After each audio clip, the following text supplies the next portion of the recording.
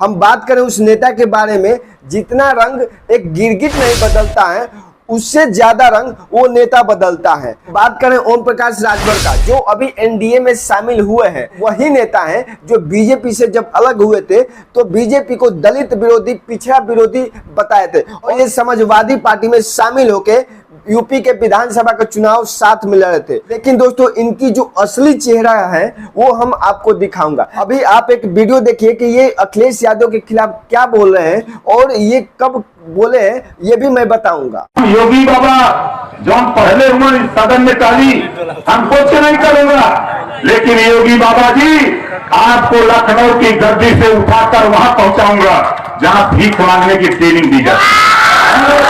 जितना धोखा हम देले हुआ हमारे नेतन के ओकर ब्याज सहित गतिविधि ब्याज सहित तो हम लौटा के हम सफाई ना पहुंचा देली। ये उसी नेता के प्रचार में गए हैं जब यूपी के चुनाव में आचार संहिता लगा था। उसी समय ये मंत्री दारा सिंह चौहान बीजेपी से इस्तीफा देकर समाजवादी पार्टी में शामिल हुए। और देखिए ये जब ट्वीट किए थे, उस ट्वीट में ये कितना बीजेपी पर आरोप लगाए थे कि बीजेपी दलितों और पिछड़ों को अनदेखी करती है। योगी आदित्यनाथ दलितों को कुछ नहीं दिए 5 साल में।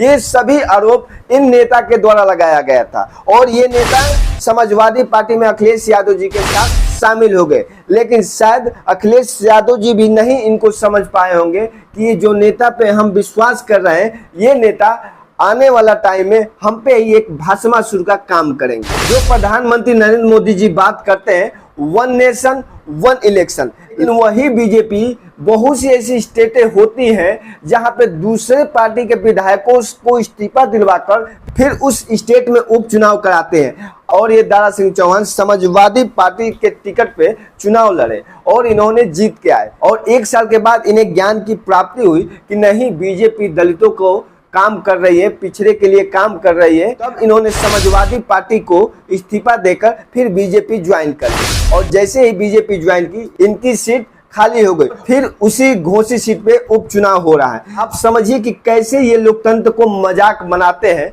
इनको पता है कि जनता को शिक्षा, स्वास्थ्य, सड़क, बिजली, पानी की जरूरत नहीं है। जो हमारे जात के, जो हमारे धर्म के वोटर हैं, वो कहीं नहीं जाने वाले हैं। इसीलिए तो 2 साल इस पार्टी में रहेंगे, 3 साल इस पार्टी में रहेंगे। और ये जो ओम प्रकाश राजभर है, ये भी कभी योगी के लिए बहुत से बात बोले, जो इस यादव के लिए बोल रहे हैं कि अखिलेश यादव तुमको मैं सैफ ही भेज दूंगा।